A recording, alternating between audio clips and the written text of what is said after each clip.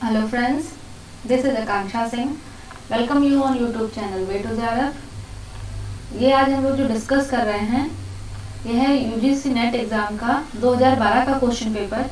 इसके पहले इसका एक फर्स्ट पार्ट आ चुका है जिसमें हमने 30 क्वेश्चन डिस्कस किए थे। ये सेकेंड पार्ट है जिसमें हम 31 से आगे डिस्कस करेंगे। अगर आप होम साइंस से रिलेटेड किसी भी अगर कॉम्पिटेटिव एग्जाम की प्रिपरेशन कर रहे हैं तो ये सारे वीडियोस जो हैं जितने भी हम लोग की क्वेश्चन वाले प्रैक्टिस सेट कर रहे हैं सभी आपको हेल्पफुल रहेंगे। और अगर अभी तक आपने चैनल सब्सक्राइब नहीं किया है तो चैनल को सब्सक्राइब जरूर कर लें। और ये कुछ सोशल मीडिया हैंडल्स हैं, तो यहाँ ये है टेलीग्राम ग्रुप, यहाँ पे आपको सारे क्लासेस के लिंक मिल जाएंगे। अगर यूट्यूब चैनल पे अगर आपको कोई क्लास नहीं मिल रहा है तो उसके सारे लिंक आपको यहाँ पे मिल जाएंगे। ये इंस्टाग्राम पेज है, ये फेसबुक पेज है, आपको सारे क्लासेस के पेज यहाँ जो ये सारी जो क्लासेस हैं उनके सारे लिंक आपको यहाँ पे भी मिल जाएंगे। अगर चैनल पे आपको कोई क्लास ढूंढने में नहीं मिल रहा है तो उसके सारे लिंक आपको यहाँ पे मिल जाएंगे। और अगर अभी तक आपने चैनल सब्सक्राइब नहीं किया है तो चैनल को सब्सक्राइब जरूर कर लें। और लास्ट जो वीडियो थी उसमें हमने 30 क्वेश्चन से डिस्कस किया था, तो आज हम डिस्कस करेंगे 31 क्वेश्चन से। तो 31 हमारा क्वेश्चन क्या है, normal BMI for adult Asian suggested by WHO। BMI means body mass index. तो यहाँ पे पूछा गया है कि नॉर्मल बॉडी मास इंडेक्स जो नॉर्मल एशियन इंडियंस हैं उनके लिए क्या है। इधर आपको हिंदी में भी क्वेश्चन दे रखा है तो आप हिंदी में भी आराम से देख सकते हैं। तो नॉर्मल BMI की अगर हम बात करें तो वो होता है 18 to 30 kg पर मीटर स्क्वायर। इसको हम kg पर मीटर स्क्वायर क्यों लिखते हैं, क्योंकि हम जब जो हमारा BMI का फॉर्मूला है बॉडी मास इंडेक्स का, जब हम बॉडी मास इंडेक्स निकालते हैं तो यहाँ पे हम लिखते हैं वेट जो कि हम लिखते हैं kg में, डिवाइडेड बाई हाइट। हाइट हम किस में लिखते हैं, मीटर स्क्वायर में। इसीलिए जब भी हम इसका जब हम निकालते हैं कि हमारा बॉडी मास इंडेक्स कितना होना चाहिए तो उसका यूनिट जो होता है वो kg पर मीटर स्क्वायर हमेशा होता है। और जो नॉर्मल BMI है वो 18 से 23 माना गया है एशियन इंडियंस के लिए। नेक्स्ट क्वेश्चन आता है क्वेश्चन नंबर 32। क्वेश्चन नंबर 32 क्या है, general visual impairment person have visual equity. तो सामान्यतः मतलब अगर किसी को विजुअल एक्विटी है, विजुअल इम्पेयरमेंट है तो वो क्या होता है, तो वो होता है 20/200। 20/200 ये विजुअल एक्विटी में आता है। नेक्स्ट क्वेश्चन आता है 33। क्वेश्चन क्या है, the female sex hormone is. जो फीमेल सेक्स हार्मोन है तो वो क्या है, तो वो है एस्ट्रोजन। एस्ट्रोजन जो है ये फीमेल सेक्स हार्मोन है। और ये सारे प्रोलैक्टिन है, ऑक्सीटोसिन है, ये सभी फीमेल हार्मोन ही, ये हार्मोन ही है। लेकिन ये अगर जहाँ पे हम बात करते हैं फीमेल सेक्स हार्मोन की तो इसमें आता है एस्ट्रोजन। नेक्स्ट क्वेश्चन आता है क्वेश्चन नंबर 34। तो क्या है, which of the following is shared from living सीप। सीप के हेयर जो है वो शेयर किए जाते हैं, वहां से क्या मिलता है हमको, वूल मिलता है, ऊन मिलता है। तो ये हमने पढ़ा है कि दो टाइप का होता है, एक तो शेयर्ड करना मतलब जो लिविंग एनिमल है, जो लिविंग एनिमल के हेयर को शेयर करना है, हेयर कट करना, एक तो ये हो गया। एक होता है दूसरा एनिमल को मार देना। तो हम एनिमल को मार के उसके बाद उसके हेयर रिमूव करते हैं। तो ये दो टाइप की होती है, एक तो होती है पुल्ड, एक होती है शेयर्ड। तो जो शेयर्ड होती है वो लिविंग एनिमल से आती है और जो पुल्ड होती है वो एनिमल को मार के जो या स्लॉटर करके जो हेयर्स रिमूव किए जाते हैं उसको हम बोलते हैं पुल्ड। तो यहाँ पे हमें लिविंग सीप से पूछा गया है, तो लिविंग सीप से क्या है, फ्लीस। तो उसका सही जो आंसर हो जाएगा वो हो जाएगा फ्लीस। तो नेक्स्ट क्वेश्चन आता है क्वेश्चन नंबर 35। तो क्वेश्चन नंबर 35 क्या है, which of the following is stationary knife. इनमें से स्टेशनरी नाइफ कौन सी है, तो स्टेशनरी नाइफ जो होती है वो बैंड नाइफ होती है। इसका जो ऑप्शन ए है ये सही हो जाएगा। स्टेशनरी नाइफ जो है वो बैंड नाइफ होती है। नेक्स्ट क्वेश्चन आता है question number 36। Which of the following is a double pointed dart. Double pointed dart कौन से हैं, तो हमारे पास ऑप्शंस क्या है, फ्लाइंग, फ्रेंच, फिश या ड्रेसमेकर। तो फिश डार्ट जो होता है, फिश डार्ट जो है ये डबल पॉइंटेड डार्ट होता है। तो हम बोलेंगे फिश डार्ट जो है डबल पॉइंटेड डार्ट होता है। उसके बाद नेक्स्ट क्वेश्चन आता है question number 37। A portion of output re-entered as input to affect succeeding output। एक पोर्शन जो हमको आउटपुट में मिला था, आउटपुट में हमको क्या मिलता है, रिजल्ट, उसको हमने दोबारा से री इंटर किया। हमको उसका दोबारा से इफेक्ट देखने के लिए कि हमें जो रिजल्ट मिला था उस पर हम और वर्क कर सकते हैं या नहीं कर सकते हैं। तो रिजल्ट जो हमको मिला था उसको हम फीडबैक भी बोलते हैं, और रिजल्ट को हम दोबारा से री इंटर कर रहे हैं तो हम इसको क्या री इंटर कर रहे हैं, हम फीडबैक को हम री इंटर कर रहे हैं। Portion of output reentered as input to affect succeeding output is, means जो हमको रिजल्ट मिला था हमें चेक करना है कि वो कितना बेहतर है या हम इसको और इम्प्रूव कर सकते हैं, उसको हम दोबारा से री इंटर, मीन्स हम उस पर दोबारा से काम कर रहे हैं। तो हमने जो हमें फीडबैक मिला उस पर हम दोबारा से काम कर रहे हैं, तो यहाँ पे री इंटर एज आउटपुट क्या हो जाएगा, फीडबैक। नेक्स्ट क्वेश्चन आता है क्वेश्चन नंबर 38। तो क्वेश्चन नंबर 38 क्या है, एलिमिनेटिंग और combining part of job is suggested by incorporating change. Means हम कोई काम कर रहे हैं, हम कोई टास्क कर रहे हैं, उसमें से हमें दो काम को एक साथ करना है। जैसे हम चाय बनाने जा रहे हैं, चाय बनाने के लिए हमने एक बार हमने चाय पत्ती का जार उठाया, उसके बाद हमने फिर चीनी का जार उठाया, तो हम दोनों को एक साथ उठा के ले आए।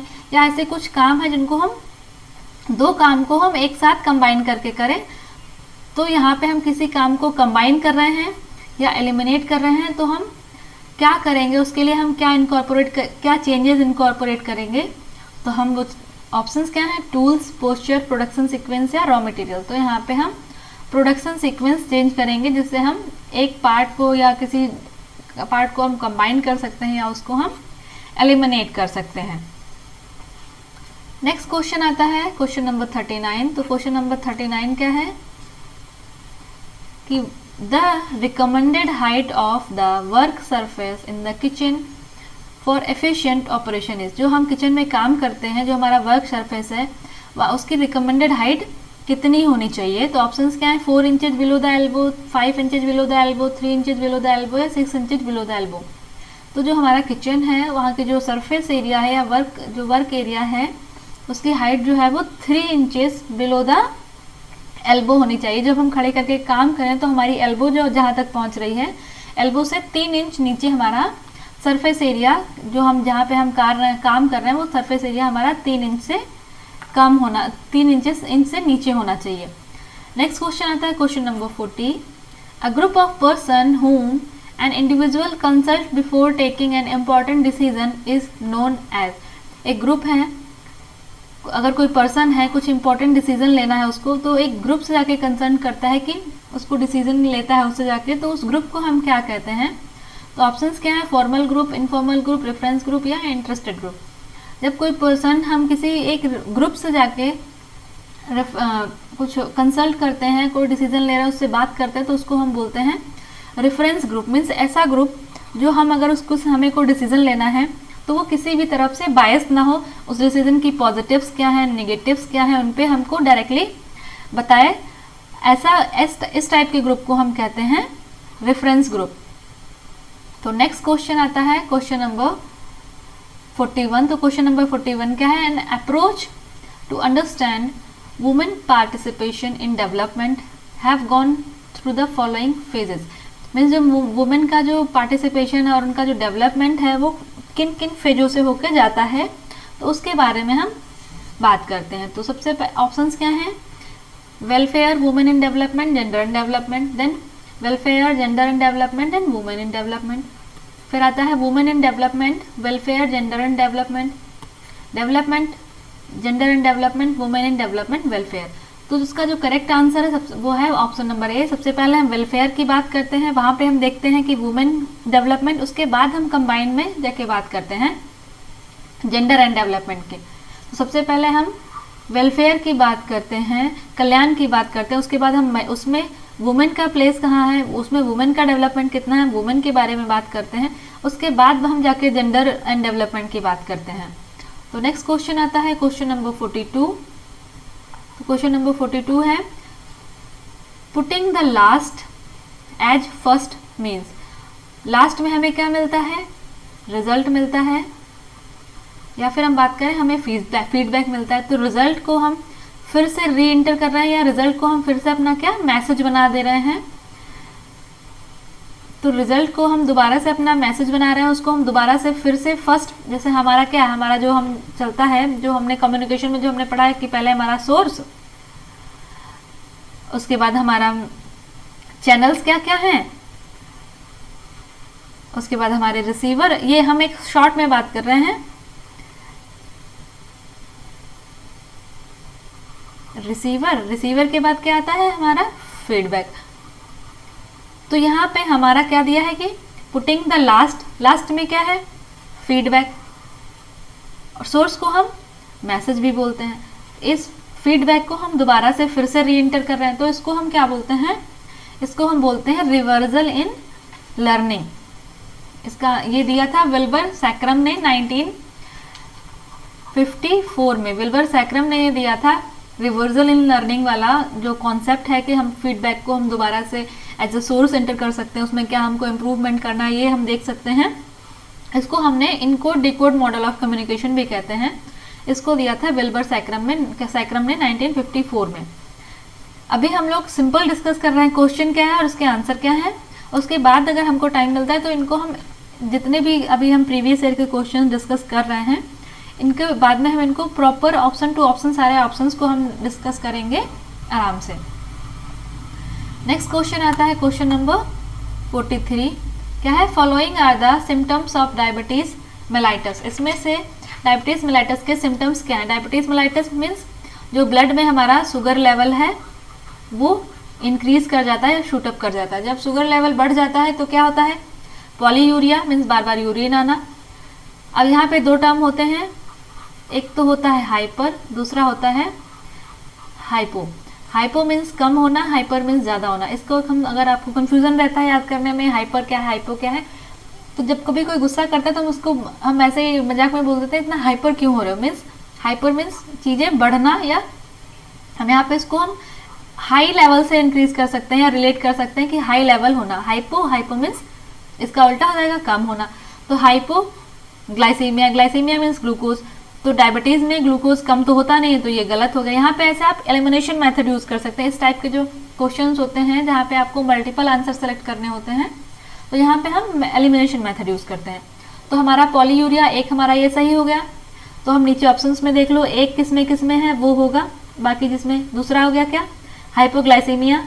ये डायबिटीज का सिम्टम है नहीं, तो दो जिसमें है वो पहले कैंसिल कर दो, बचे कौन से, और एक ये इसमें है नहीं तो ये डी ऐसे ही कैंसिल हो जाएगा। उसके बाद ग्लाइकोसूरिया, तो ग्लाइकोसूरिया होगा कि नहीं होगा, ग्लाइकोसूरिया भी होगा, मीन्स यूरिन में ग्लूकोज का आना। फिर पॉलीफेजिया, पॉली मीन्स बार बार, फेजिया मीन्स भूख लगना, तो पॉलीफेजिया भी होगा। टेस्ट एक्यूटी, ये हमारा जिंक की डेफिशिएंसी होता है। जब जिंक की डेफिशिएंसी होती है तो हमारे टेस्ट बर्ड काम नहीं करते, हमको टेस्ट नहीं आता है। उसके बाद एडिमा में सूजन होती है, तो ये डायबिटीज से रिलेटेड नहीं है, तो ऑप्शन जो ए है ये सही हो जाएगा। नेक्स्ट क्वेश्चन आता है क्वेश्चन नंबर 44 क्या है, which of the following package are example of aseptic packaging. इसमें से कौन से एग्जाम्पल हैं असेप्टिक पैकेजिंग के। ऑप्शंस क्या है, tetra pack box, paper bags, milk bottle, plastic bag या एल्यूमिनियम फॉइल। तो टेट्रा पैक की अगर हम बात करें तो टेट्रा पैक के जो एग्जाम्पल्स हैं, ये असेप्टिक पैकेजिंग के जो एग्जाम्पल है, पहला तो हो जाएगा टेट्रा पैक्स बॉक्स, उसके बाद मिल्क बॉटल। तो ऑप्शन जो बी है ये सही हो जाएगा। ऑप्शन नंबर जो बी है ये सही हो जाएगा। Aseptic packaging means leak proof packaging, जिसमें कोई अगर हम ये लिक्विड प्रोडक्ट पैक करते हैं तो वो लीक प्रूफ पैकेजिंग, उनको हम बोलते हैं असेप्टिक पैकेजिंग। जैसे टेट्रा बॉक्स में देखो ये जो केन्स आते हैं ये सब टेट्रा पैक बॉक्स में आता है। उसके बाद मिल्क बॉटल आता है, तो ये असेप्टिक पैकेजिंग है। तो ऑप्शन जो बी है ये हमारा सही हो जाएगा। नेक्स्ट क्वेश्चन आता है question number 45, which of the following are not new trends of management. इनमें से मैनेजमेंट के न्यू ट्रेंड्स कौन से नहीं हैं। तो ऑप्शंस क्या है, JIT, TQM, MBO, BRS, PERT, ERG। तो अगर हम बात करें यहाँ पे BARS और ये हो गया और ERG, ये न्यू ट्रेंड्स नहीं हैं। बाकी JET just in time, TQM total quality management, MBO management by objective. अब बचे आपके पास ये BRS और ERG ये आपके ओल्ड ट्रेंड है मैनेजमेंट के, तो कौन सा ऑप्शन सही हो जाएगा? 4 और 6, ये सी वाला ऑप्शन सही है। नेक्स्ट आता है क्वेश्चन नंबर 46। क्वेश्चन नंबर 46 क्या है? Family directly influences personality of the child. परिवार में कोई बच्चा है तो जो परिवार है या फैमिली है वो चाइल्ड की पर्सनालिटी को कैसे अफेक्ट करती है, चाइल्ड की पर्सनालिटी को कैसे मोल्ड करती है? तो ऑप्शंस क्या है? Communication, moulding, directing and controlling. तो परिवार में कोई बच्चा है तो परिवार वाले उससे जितना ज़्यादा बात करेंगे उसकी पर्सनालिटी को कैसे इन्फ्लुएंस करते हैं? तो जो उनसे बात करेंगे, उनको कुछ चीज़ें बताएंगे, उनको मोल्ड करेंगे कैसे बात करना है या कैसे बिहेवियर करना है। तो ये फैमिली का जो कम्युनिकेशन मेथड है या बच्चों को कैसे ट्रीट कर रहे हैं, ये बच्चों की पर्सनालिटी को सबसे ज़्यादा इफेक्ट करता है। तो ऑप्शन जो ए है ये सही हो जाएगा, कम्युनिकेशन और मोल्डिंग। नेक्स्ट क्वेश्चन आता है क्वेश्चन नंबर 47 क्या है? Disciplining is a way of improving. कोई चाइल्ड है या कोई बच्चा है, उसको आप डिसिप्लिन में रखते हैं। जब उसको आप डिसिप्लिन रखेंगे तो उससे उसमें क्या इम्प्रूवमेंट होगा? मीन्स डिसिप्लिन में बच्चे को अगर हम रखते हैं तो उससे इम्प्रूवमेंट क्या होगा? तो ऑप्शंस क्या हैं? Mannerism, aesthetic value, moral value या एजुकेशनल वैल्यू। जब हम परिवार में अगर बच्चे हैं उनको हम डिसिप्लिन में रखते हैं तो उनमें मैनर आते हैं। वो हमारी मॉरल वैल्यूज़ क्या हैं, हमारे जो कल्चर है वो क्या है वो सीखते हैं, और वो उनकी प्रॉपर उनकी एजुकेशन पे ध्यान दिया जाता है। डिसिप्लिन में है तो उनमें एजुकेशनल वैल्यूज़ आती हैं, बट ये एस्थेटिक वैल्यू डिसिप्लिन से नहीं आती है। तो ऑप्शन कौन सा सही हो जाएगा? 1, 3 एंड 4। ऑप्शन बी जो है ये सही हो जाएगा। जब कोई बच्चा डिसिप्लिन में रहता है तो उसमें मैनर्स आते हैं, उसकी मॉरल वैल्यूज़ इंप्रूव होती हैं, एजुकेशनल वैल्यूज़ इंप्रूव होती हैं। नेक्स्ट आता है question number 48। Right to survival of child include. जो बच्चे का सर्वाइवल है उनमें उसके कौन कौन से राइट्स हैं, वो क्या क्या हैं? Number 1, right to birth and registration, right to express, right to health and nutrition, right to participation. तो जो बच्चे हैं, बच्चे का अगर हम सर्वाइवल की बात करें, सर्वाइवल के राइट्स कौन कौन से हैं? तो एक तो है उनका right to birth and registration means जन्म लेना, उसके बाद right to health and nutrition, उनको स्वस्थ रहना और उनको न्यूट्रिशन मिलना। ये उनके जो भी बच्चे हैं उनके सर्वाइवल के ये 2 राइट्स हैं, बच्चे का जन्म होना, उनका रजिस्ट्रेशन होना, उनको उनकी हेल्थ का ध्यान रखना और उनको न्यूट्रिशन मिलना। तो ऑप्शन जो बी है ये सही हो जाएगा। नेक्स्ट क्वेश्चन आता है क्वेश्चन नंबर 49। तो क्वेश्चन नंबर 49 है following chemicals used in textile industry as hazardous. Textile industry में कुछ केमिकल यूज होते हैं जो कि खतरनाक हैं या हजार्ड्स केमिकल हैं। वो कौन कौन से केमिकल हैं? ऑप्शंस क्या हैं? Azo compound, enzyme, chlorine compound या हाइड्रोजन पर ऑक्साइड। तो जो हजार्डस कंपाउंड है वो एक है एजो कंपाउंड, दूसरा है क्लोरीन कंपाउंड। तो ऑप्शन जो ए है ये सही हो जाएगा कि जो एजो कंपाउंड है और जो क्लोरीन कंपाउंड्स हैं ये हजार्डस हैं, जो कि खतरनाक हैं। अगर ये ज़्यादा यूज़ होंगे तो ये लॉन्ग टर्म के लिए अगर ये यूज़ होते हैं तो इनके जो है हार्मफुल इफेक्ट होते हैं। नेक्स्ट क्वेश्चन आता है क्वेश्चन नंबर 50। तो क्वेश्चन नंबर 50 क्या है? Which of the following stitches are used in chikankari embroidery. Chikankari embroidery में कौन कौन सी स्टिचेज यूज़ की जाती हैं? तो ऑप्शंस क्या हैं? कमल कढ़ाई, नेगी, फंदा, बिजली या पेंची। तो जब हम बात करते हैं चिकनकारी एम्ब्रॉयडरी तो क्वेश्चन आपके लिए यहाँ पे ये है कि जो चिकनकारी एम्ब्रॉयडरी है ये कहाँ फेमस है, ये चिकनकारी एम्ब्रॉयडरी कहाँ की फेमस एम्ब्रॉयडरी है। अब चिकनकारी एम्ब्रॉयडरी में कौन से स्टिचेज यूज होते हैं? तो वो है फंदा, बिजली और पेंची। 3, 4, 5 ऑप्शन नंबर ए ये सही है। उसके बाद एक तो क्वेश्चन ये है कि जो चिकनकारी एम्ब्रॉयडरी है ये फेमस कहाँ फेमस है। उसके बाद हमारे पास ये ऑप्शन बच गया नेगी, मेंथी, ये है ना, नेगी है, मेंथी है, गवंती है, ये कुछ स्टिचेज हैं। मैंने एक नेगी के साथ साथ 2 ऑप्शन आपको और दे दिए। ये कौन सी एम्ब्रॉयडरी के हैं स्टिचेज, मीन्स कौन सी एम्ब्रॉयडरी में ये स्टिच यूज होते हैं। तो आपको एम्ब्रॉयडरी का नाम लिखना है, एक तो एम्ब्रॉयडरी का नाम, दूसरी ये फेमस कहाँ की फेमस एम्ब्रॉयडरी है ये आपको नाम देना है। तो आपके पास क्वेश्चन हो गए यहाँ पे टोटल 3 चिकनकारी कहाँ फेमस एम्ब्रॉयडरी है, उसके बाद नेगी, मेंथी, गुवंती, ये कौन सी एम्ब्रॉयडरी के स्टिचेज हैं, और जो जिस एम्ब्रॉयडरी के स्टिच हैं वो एम्ब्रॉयडरी फेमस कहाँ है। तो आपके पास टोटल 3 क्वेश्चन हो गए हैं, इनको आपको कमेंट सेक्शन में आंसर करके बताना है। नेक्स्ट क्वेश्चन आता है क्वेश्चन नंबर 51।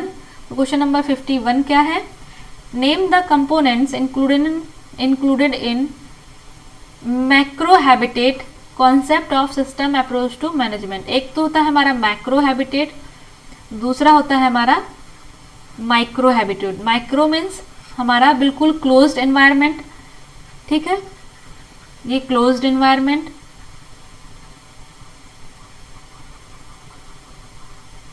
और मैक्रो मीन्स थोड़ा सा हमारा ओपन एनवायरनमेंट, ये इसमें क्लोज एनवायरनमेंट नहीं आता है, ये ओपन एनवायरनमेंट।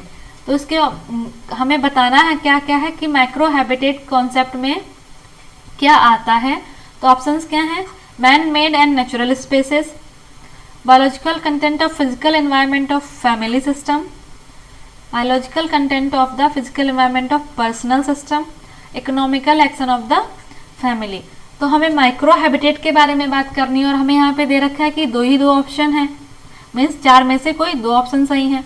अब हम माइक्रो की अगर हम बात करते, माइक्रो मीन्स हमारा क्लोज्ड एनवायरनमेंट, तो यहाँ पे हमारा पर्सनल आ जाता, लेकिन हम बात कर रहे हैं मैक्रो की, मीन्स पर्सनल से बाहर है, तो यहाँ पे हमारा फैमिली सिस्टम आ जाएगा। तो 3 वाला ऑप्शन जिसमें है ये कट जाएगा, 3 वाला ये कट गया। अब मैन मेड और नेचुरल स्पेसेस होएंगे, क्योंकि हम यहाँ पे मैक्रो की बात करें, तो 1 और 2 जिसमें है ये सही हो जाएगा। सॉरी, यहाँ पे भी देखो ये थोड़ा सा गलत हो गया, इसको 3 और 4 कर दो। तो हमारा 1 और 2 ऑप्शन जो है वो सही है कि मैन मेड और नेचुरल स्पेसेस होते हैं मैक्रो हैबिटेट में। उसके बाद बायोलॉजिकल कंटेंट होता है, और फिजिकल एनवायरनमेंट जो होता है वो फैमिली सिस्टम का होता है। यहाँ पे पर्सनल सिस्टम को हम इंक्लूड नहीं करते हैं मैक्रो हैबिटेट कॉन्सेप्ट में। नेक्स्ट क्वेश्चन आता है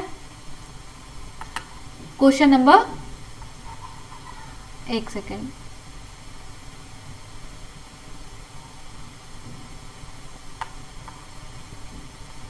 क्वेश्चन नंबर 52।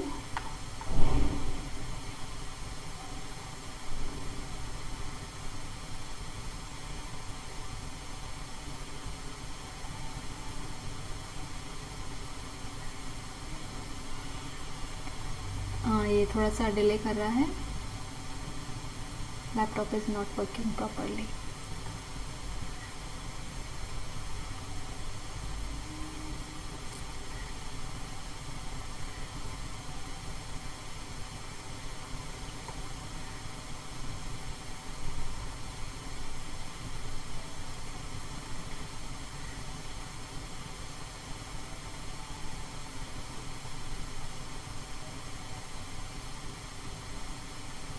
हाँ, 51 क्वेश्चन हो गया है।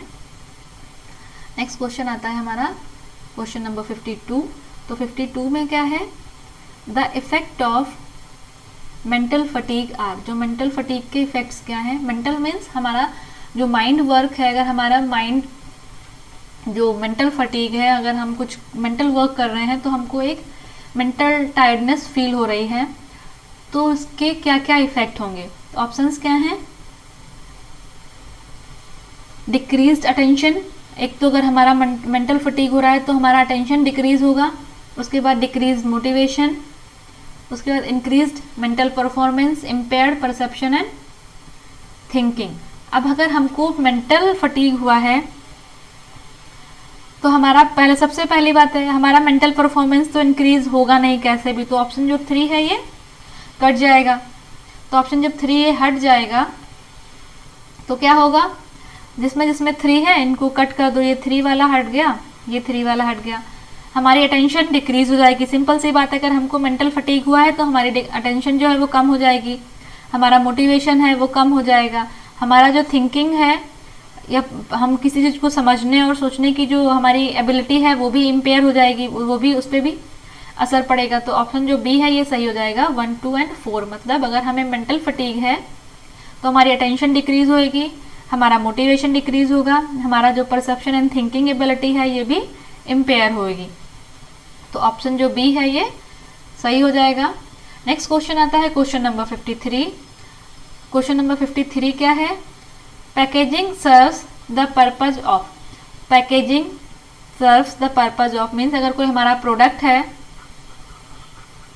उसको हम पैक करते हैं तो पैकेजिंग के क्या क्या बेनिफिट्स हैं?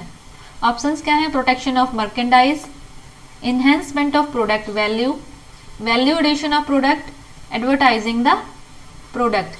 तो यहाँ पे अगर हमारा कोई प्रोडक्ट है उसको हमने पैक कर दिया है तो सिंपल सी बात है उस प्रोडक्ट की हमारी प्रोटेक्शन होगी, और अगर हमने अच्छी पैकेजिंग की है तो हमारे प्रोडक्ट की वैल्यू इंप्रूव करेगी, मीन्स उसका प्राइस या उसकी वैल्यू इंप्रूव करेगी। उसके बाद value addition of product, value addition और इन्हेंसमेंट ऑफ प्रोडक्ट वैल्यू, यहाँ पे ये दो टर्म है, दोनों में डिफरेंस ये है।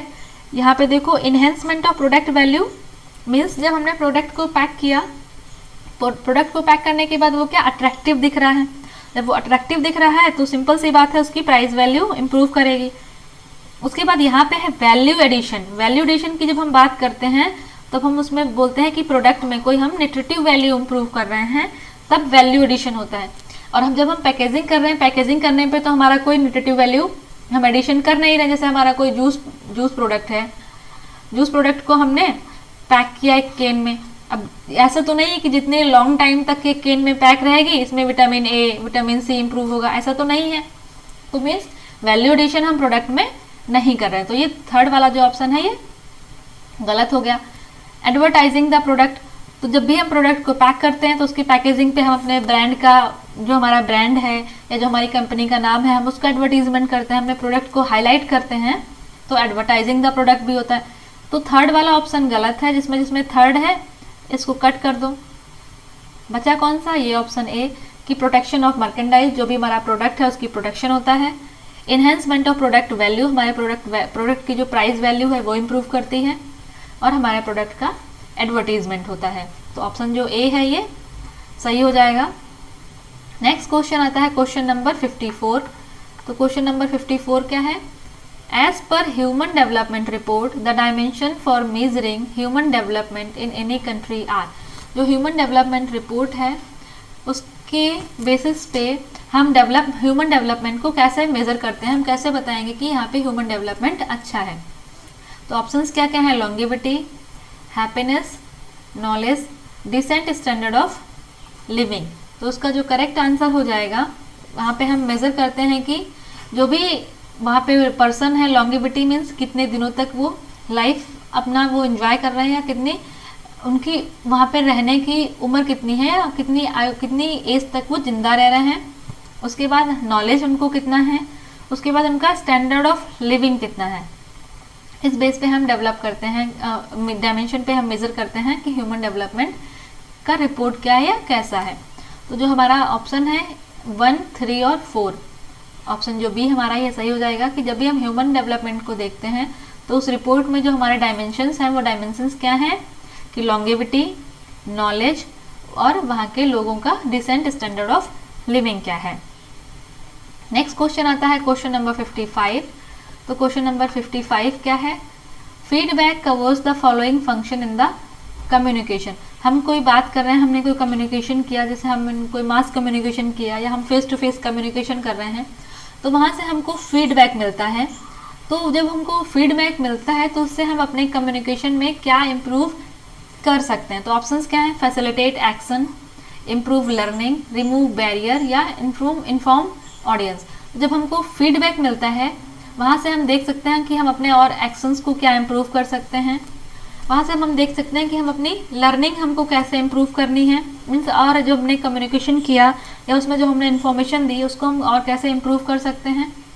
रिमूव बैरियर मीन्स सोर्स से, जो हमारा सोर्स है, सोर्स से जो हमारे ऑडियंस है या रिसीवर है वहाँ तक मैसेज पहुँचने में अगर बीच में कोई बैरियर है तो उसको हम रिमूव कर सकते हैं। इन्फॉर्म ऑडियंस, ये हमारे फीडबैक का कोई भी पार्ट नहीं है। तो ऑप्शन ए 1, 2 और 3 ऑप्शन सही है, तो सी वाला ऑप्शन जो है ये सही हो जाएगा, 1, 2 और 3। नेक्स्ट क्वेश्चन आता है क्वेश्चन नंबर 56। तो क्वेश्चन नंबर 56 क्या है? The objective of non formal education are. तो एजुकेशन क्या? फॉर्मल एजुकेशन और नॉन फॉर्मल एजुकेशन होती है। तो हम यहाँ पे नॉन फॉर्मल एजुकेशन के ऑब्जेक्टिव्स के बारे में बात कर रहे हैं, तो वो क्या क्या हैं? To raise the extent of functional literacy, functional literacy को बढ़ावा देना, to provide life long education, to complement formal education in school, to prepare individual for self employment. देखो हमें यहाँ पे हम बात कर रहे हैं नॉन फॉर्मल एजुकेशन की, यहाँ पे ये बात कर रहे हैं formal education of school. Non formal education अलग है, फॉर्मल एजुकेशन अलग है, तो हम यहाँ पे फॉर्मल एजुकेशन को कॉम्प्लीमेंट करने के लिए नॉन फॉर्मल एजुकेशन नहीं चलाते हैं। नॉन फॉर्मल एजुकेशन है, उसके अपने अलग ही ऑब्जेक्टिव हैं कि फंक्शनल लिटरेसी को बढ़ावा देना। फंक्शनल मतलब उनको ऐसी शिक्षा देना जिससे वो अपने कुछ काम कर सकें, ऐसी शिक्षा देना जो उनको लाइफ लॉन्ग काम है, उनको लाइफ लॉन्ग एजुकेशन दे, और ऐसी शिक्षा जिससे वो अपने लिए खुद एम्प्लॉयमेंट ढूंढ सकें। इस टाइप की शिक्षा को हम नॉन फॉर्मल एजुकेशन कहते हैं। तो इसका जो करेक्ट आंसर हो जाएगा वो 1, 2 एंड 4, ऑप्शन जो इसका सी है ये सही हो जाएगा, 1, 2 एंड 4। नेक्स्ट क्वेश्चन आता है क्वेश्चन नंबर 56। तो क्वेश्चन नंबर 56 क्या है, असर्शन एंड रीजन यहाँ से स्टार्ट हो रहा है। तो जो असर्शन और रीजन है वो है micro Kjeldahl method is used for the analysis of protein. अगर हम बात करें माइक्रोजेल्डोल मेथड की, तो माइक्रोजेल्डोल मेथड जो है ये प्रोटीन एनालिसिस के लिए यूज़ किया जाता है। तो ये हमारा सही है कि माइक्रोजेल्डोल मेथड को हम प्रोटीन एनालिसिस के लिए यूज़ करते हैं। उसका रीज़न क्या दे रखा है, को असर्शन हमारा सही है। उसका रीज़न क्या दे रखा है, percentage of sulphur is measured to calculate protein content. Protein content को मेज़र करने के लिए हम सल्फर का परसेंटेज मेज़र करते हैं, नहीं। प्रोटीन किससे बनी होती है, प्रोटीन हमारा नाइट्रोजन से बना होता है। तो सिंपल सी बात है, प्रोटीन कंटेंट को अगर हमें मेज़र करना है तो हम नाइट्रोजन को मेज़र करेंगे, ना कि सल्फर का। तो हमारा रीज़न जो है ये गलत हो जाएगा। तो हमारा A is true but R is false. तो हमारा सी वाला ऑप्शन सही हो जाएगा कि हमारा असर्शन तो सही है पर हमारा इसका रीज़न जो इन्होंने दे रखा है, रीज़न हमारा गलत है। नेक्स्ट क्वेश्चन आता है क्वेश्चन नंबर 58। तो क्वेश्चन नंबर 58 क्या है, इसका असर्शन क्या है, marketing is a business strategy design to attract customer and influence their purchasing power. जो मार्केटिंग है ये एक बिजनेस मतलब स्ट्रेटजी है, बिजनेस में जो मार्केटिंग करते हैं ये एक स्ट्रेटजी है जो हमारे जो कस्टमर हैं उनको इन्फ्लुएंस करती है, उनको अट्रैक्ट करती है। तो ये हमारा असर्शन तो हमारा सही है कि जो भी हम बिजनेस में जो हम मार्केटिंग करते हैं अपने प्रोडक्ट की, वो इसलिए करते हैं कि जो हमारा कस्टमर है वो अट्रैक्ट हो और वो खरीदने के लिए इन्फ्लुएंस हो। उसका रीज़न क्या दिया है कि process chart, work sampling and petrol charts help in achieving it. तो ये सब प्रोसेस चार्ट, वर्क सैम्पलिंग ये हमारे बिजनेस मार्केटिंग में नहीं आते हैं, ये हमारे ऑर्गेनाइजेशनल, अगर हम जब भी हमारा ऑर्गेनाइजेशन रन करते हैं उसमें हम कैसे काम कर रहे हैं उसमें ये हेल्प करता है, ना कि हमारे मार्केटिंग स्ट्रेटजी में। तो रीज़न जो है ये हमारा गलत है। तो A is true but R is false. तो उसका सी वाला ऑप्शन सही हो जाएगा, ए इज़ ट्रू बट हमारा असर्शन सही है पर हमारा रीज़न जो है वो गलत है। नेक्स्ट क्वेश्चन आता है क्वेश्चन नंबर 59। तो क्वेश्चन नंबर 59 क्या है, atherosclerosis is a pathological atherosclerosis जो है ये हमारा एक पैथोलॉजिकल प्रोसेस है that underlies majority of vascular disease. Vascular means cardiovascular disease. तो ये तो हमारा सही है, जो हमारा ये असर्शन है ये हमारा सही है कि जो एथेरोस्क्लेरोसिस है इसकी वजह से हमारे जो कार्डियोवेस्कुलर डिजीज़ है या हमारे जो वेसल्स हैं, वेसल्स को नैरो कर देता है या उसमें प्लेग इकट्ठा होने लगता है, इसकी वजह से हमें कार्डियोवेस्कुलर डिजीज़ के अंडर में आते हैं। उसका हमें रीज़न क्या दे रखा है, the formation of plaque due to collection of lipid narrows the lumen of blood vessels. ये भी सही है, लेकिन ऊपर हम किसके में बारे में बात कर रहे थे, असर्शन में हम बात कर रहे थे एथेरोस्क्लेरोसिस और वेस्कुलर डिजीज़ के बारे में। तो हमारा असर्शन तो हमारा सही है। उसके बाद हम रीज़न में क्या बात कर रहे हैं, प्लेग की जो फॉर्मेशन ऑफ प्लेग हो रहा है या हमारा जो ब्लड वेसल्स का जो ये ल्यूमेन है इसकी नैरोइंग की बात करें तो ये इसका एक सिम्टम है। तो हम इसके एक सिम्टम को एक्सप्लेन कर रहे हैं, तो ये हमारा पार्शियली सही है। जब भी हम जिस टॉपिक पे हम असर्शन में बात कर रहे हैं उसी टॉपिक के बारे में अगर हम रीज़न में बात कर रहे हैं तो ये हमारे असर्शन और रीज़न दोनों सही होते हैं। बट अगर हम असर्शन में दूसरे टॉपिक पे बात कर रहे हैं, रीज़न में हम दूसरे टॉपिक में बात कर रहे हैं, तो इसका जो रीज़न हम देंगे वो हम पार्शियली करेक्ट देंगे अगर वो उस जो हमारा जो मेन टॉपिक था असर्शन में उससे कहीं भी रिलेटेड है, तो हम रीज़न को हम देंगे कि ये पार्शियली करेक्ट है। ये अभी आपको पेपर 1 में भी हेल्प करता है, उसमें भी असर्शन रीज़न आते हैं। उसमें भी असर्शन में जिस टॉपिक पे बात की है, अगर उसी सेम टॉपिक को हमने रीज़न में भी बात की है, तब हमारे दोनों पॉइंट सही होंगे। बट असर्शन में हम जो टॉपिक पे हम बात कर रहे हैं उसी के सिम्टम्स या उसी के फैक्टर के बारे में हम रीज़न में बात कर रहे हैं, तो रीज़न जो हमारा है वो पार्शियली करेक्ट होएगा। तो यहाँ पे ऑप्शन क्या है, सी हमारा सही हो जाएगा कि एथेरोस्क्लेरोसिस की वजह से हमें वैस्कुलर डिजीज जो है वो हम इस वैस्कुलर डिजीज के अंडर में आते हैं। और वैस्कुलर डिजीज का एक और सिम्टम्स ये है कि बहुत ज़्यादा जब हम लिपिड लेते हैं या फैट लेते हैं वो हमारे ब्लड वेसल्स के ल्यूमेन में इकट्ठा होने लगता है, जिससे हमारी जो ब्लड वेसल्स का जो ल्यूमेन है वो नैरो होने लगता है। ये भी एक सिम्टम है एथेरोस्क्लेरोसिस का। तो जो हमारा ऑप्शन सी है ये सही हो जाएगा कि ए हमारा ट्रू है, आर हमारा जो है ये पार्शियली ट्रू है। हमारा नेक्स्ट क्वेश्चन आता है क्वेश्चन नंबर 60। तो क्वेश्चन नंबर 60 क्या है, असर्शन और रीजन। अडॉप्टिंग अ चाइल्ड, किसी चाइल्ड को अडॉप्ट कर रहे हैं, carries special challenges as the adoptive parent need to deal with integrating the child into the family. ये सही है, जब भी कोई फैमिली बच्चे को अडॉप्ट करती है तो उनको कुछ स्पेशल चैलेंजेस फेस करने पड़ते हैं बच्चे के साथ थोड़ा इंटीग्रेटिंग डील करने, मतलब वो बच्चे को लगेगा कि थोड़ा अलग अलग है या उससे थोड़ा सा डील करने में केयरफुल होना पड़ता है। तो ये असर्शन तो इसका सही है। रीजन में क्या दिया है कि adopted children are always problematic, कि अडॉप्टेड चाइल्ड जो है वो हमेशा ही प्रॉब्लमेटिक होते हैं, तो ये जो है ये गलत है कि जो अडॉप्टेड चाइल्ड है वो हमेशा प्रॉब्लमेटिक नहीं है। तो ए तो हमारा असर्शन हमारा ट्रू है कि जब भी कोई फैमिली बच्चे को अडॉप्ट करती है तो उसको थोड़ा सा इंटीग्रेटिंग करके उसको या डील करने में थोड़ी सी बच्चे को भी और फैमिली को भी प्रॉब्लम आती है। तो असर्शन तो हमारा सही है। बट यहाँ पे दिया है कि जो अडॉप्टेड चाइल्ड है वो हमेशा प्रॉब्लमेटिक होते हैं, तो ये गलत है। तो हमारा ए जो है असर्शन हमारा ट्रू है, रीजन जो दिया है वो गलत एक्सप्लेन किया है। हमारा नेक्स्ट क्वेश्चन आता है क्वेश्चन नंबर 61। तो क्वेश्चन नंबर 61 हमारा क्या है, असर्शन एंड रीजन। असर्शन क्या है, फिजिकल एंड साइकोलॉजिकल जो readiness of children to enter the school affect the personality. तो जो चाइल्ड की, अगर किसी बच्चे को हम एडमिशन दे रहे हैं, कहीं पर एडमिशन करा रहे हैं, तो बच्चा जब फिजिकली और साइकोलॉजिकली दोनों तरीके से रेडी है स्कूल में एडमिशन लेने के लिए, तो वो बच्चा सही है, मतलब उसकी पर्सनालिटी को अफेक्ट करेगा। तो हमारा असर्शन सही है। उसके बाद हमारा रीज़न क्या दिया है, children who are physically and psychologically ready will make satisfactory adjustment and develop favourable attitude toward education. तो जो बच्चे फिजिकली और साइकोलॉजिकली रेडी हैं स्कूल में एंटर करने के लिए, उनकी पर्सनालिटी पे अफेक्ट करते हैं। तो हमारा रीज़न भी सही है, असर्शन सही है।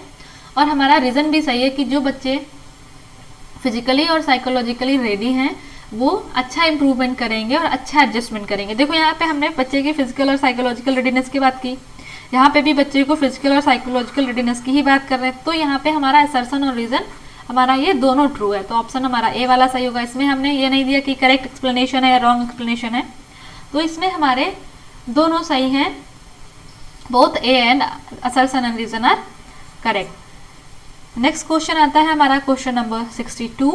तो हमारा क्वेश्चन नंबर 62 क्या है, कपल, असर्शन क्या है हमारा, couple need genetic counselling before conceiving. तो couples need genetic counselling before conceiving, तो ये हमारा सही है। रीज़न क्या है, genetic defects leads to multiple birth. तो ये गलत है कि अगर जेनेटिक डिफेक्ट हैं तो वो ज़रूरी नहीं वो मल्टीपल बर्थ में ही लीड करेंगे या उसका जो डिफेक्ट होगा वो मल्टीपल बर्थ होगा। तो हमारा रीज़न जो है वो गलत है। बट हमारा असर्शन सही है कि कपल अगर जेनेटिक काउंसलिंग करते हैं बिफोर कंसीविंग तो इट्स गुड। तो असर्शन हमारा सही है बट रीज़न हमारा गलत है। तो यहाँ पे हमारा क्या हो जाएगा, assertion is true but R is, reason हमारा जो है वो रॉन्ग एक्सप्लेनेशन है। तो असर्शन हमारा सही है, रीज़न हमारा रॉन्ग एक्सप्लेनेशन है। नेक्स्ट क्वेश्चन आता है question number 63। Places has a permanently puckered surface. जो प्लेसेस हैं उनमें हमारा परमानेंटली पकर्ड सरफेस होता है, तो ये सही है। प्लेसेस क्या, ये बहुत ज़्यादा हाई ट्विस्ट से बनते हैं, इसकी वजह से सरफेस जो है वो पकड़ सरफेस हो जाती है। Caustic soda printed on the fabric shrink the fabric. जब भी हम अगर कोई फैब्रिक है उसके ऊपर हम कॉस्टिक सोडा से प्रिंट करते हैं, वहाँ पे जो फैब्रिक है वो श्रिंक कर जाएगा। तो ये हमारे दोनों असर्शन और रीज़न हमारा दोनों सही है। जो प्लाइस होते हैं ये हाई टू स्टे बनते हैं, तो इससे जो सरफेस है वो पकड़ सरफेस होती है, मतलब हम बोल सकते हैं सिकुड़ी हुई सरफेस होती है। और जहाँ जहाँ पे भी हम फैब्रिक पे अगर हम कॉस्टिक सोडा से प्रिंट कर रहे हैं तो वहाँ पे कपड़ा जो है वो सिकुड़ जाता है। श्रिंक इफेक्ट लाने के लिए हम बोल सकते हैं कि कास्टिक सोडा से प्रिंट करते हैं। तो ये असर्शन और रीज़न हमारा दोनों सही है। नेक्स्ट क्वेश्चन आता है क्वेश्चन नंबर 64। तो हमारा क्वेश्चन नंबर 64 भी क्या है, असर्शन और रीज़न। तो असर्शन और रीज़न क्या है, असर्शन है plasma and nano technologies are latest finishing technologies use in textile industry. तो जो प्लाज्मा और नैनो टेक्नोलॉजी है ये नई फिनिशिंग लेटेस्ट टेक्नोलॉजी है जो भी टेक्सटाइल इंडस्ट्री में यूज हो रही है। तो हमारा असर्शन तो हमारा ये सही है। रीजन क्या दिया है, they produce aesthetic effect but are not eco friendly. Means ये एस्थेटिक इफेक्ट मीन्स ये अच्छी हैं, कपड़े को अच्छा बनाती हैं, बट ये इको फ्रेंडली नहीं है, गलत है। तो ये जितनी भी टेक्निक्स हैं, जो न्यू टेक्निक या लेटेस्ट टेक्निक आ रही है, इको फ्रेंडली भी है। तो हमारा असर्शन सही है बट हमारा रीज़न गलत है। ये यहाँ पे दिया है कि इको फ्रेंडली नहीं है, तो ये सारी टेक्निक्स इको फ्रेंडली भी है। तो हमारा असर्शन सही है बट हमारा रीज़न सही नहीं है। तो हमारा A is correct but R is false. तो हमारा बी ऑप्शन सही हो जाएगा कि असर्शन हमारा सही है कि जो भी प्लाज्मा है या नैनो टेक्नोलॉजीज़ हैं ये लेटेस्ट फिनिशिंग टेक्नोलॉजीज़ हैं जो टेक्सटाइल इंडस्ट्री में यूज़ हो रही हैं, और ये हमारी इको फ्रेंडली भी हैं। ये एस्थेटिक इफेक्ट देने के साथ साथ ये इको फ्रेंडली भी हैं। तो रीज़न हमारा गलत है। नेक्स्ट क्वेश्चन आता है क्वेश्चन नंबर 65। तो क्वेश्चन नंबर 65 क्या है, असर्शन रीज़न है क्वेश्चन नंबर 65। तो ये है lock stitches is appropriate for stitching स्ट्रिच fabric. तो जो स्ट्रिच फैब्रिक है उसके लिए हम लॉक स्टिच अप्रोप्रिएट नहीं होती है, स्ट्रिच फैब्रिक के लिए हम लॉक स्टिच यूज़ नहीं करते हैं। तो हमारा असर्शन गलत हो गया। Lock stitch stitches with fabric stitch, जब अभी हमने ऊपर पढ़ा कि जो स्टिच फैब्रिक है उनके साथ हम लॉक स्टिच यूज़ नहीं करते हैं। तो जो भी फैब्रिक जब भी स्टिच करेगा उसके साथ हम लॉक स्टिच जो है वो स्टिच नहीं करती हैं, इसीलिए हम स्टिच फैब्रिक के साथ लॉक स्टिचेस यूज़ नहीं करते हैं। तो हमारा रीज़न भी गलत है। तो यहाँ पे हमारा असर्शन एंड रीज़न जो है वो दोनों गलत हैं। तो क्वेश्चन आपके लिए थे 3। एक तो चिकनकारी कहाँ की फेमस एम्ब्रॉयडरी है, उसके बाद हमने बात की थी जो नेगी है, मेंथी है, नेगी मेंथी ये कौन सी एम्ब्रॉयडरी के स्टिच हैं, तो आपको एम्ब्रॉयडरी का नाम देना है, और ये कहाँ की फेमस एम्ब्रॉयडरी है ये भी आपको बताना है। तो आपके पास 3 क्वेश्चन हैं। इन तीनों क्वेश्चन का आपको आंसर करना है कमेंट सेक्शन में। और अगर आपको ये क्लास अच्छी लगी है तो अपने फ्रेंड्स के साथ ज़रूर शेयर करें। ये हमारा अगर हम बात करें क्लास का तो ये सेकेंड पार्ट था। फर्स्ट पार्ट में हमने 30 क्वेश्चन डिस्कस किए थे, तो उसका भी वीडियो आपको यूट्यूब चैनल पे मिल जाएगा। तो पहले आप वो 30 क्वेश्चन वाला फर्स्ट पार्ट देखिए, उसके बाद 31 क्वेश्चन से आप इसका ये सेकेंड पार्ट देखिए। और अभी हमारे पास जितने भी पेपर हैं ये 2012 का हमारा प्रीवियस ईयर का पेपर है। तो अभी हम आगे जितने भी पेपर हैं हमारे पास हम इनको लाइन से डिस्कस करेंगे। और अगर अभी तक आपने चैनल सब्सक्राइब नहीं किया तो चैनल को सब्सक्राइब जरूर कर लें। अपने फ्रेंड्स के साथ ज़्यादा से ज़्यादा वीडियो को शेयर करें। अगर वीडियो आपको अच्छी लगी है तो लाइक ज़रूर करें। और जो क्वेश्चंस हैं आपके लिए इनका आंसर आपको कमेंट सेक्शन में देना है। मिलते हैं नेक्स्ट वीडियो में, तब तक के लिए wish you all the very best, good luck, bye bye.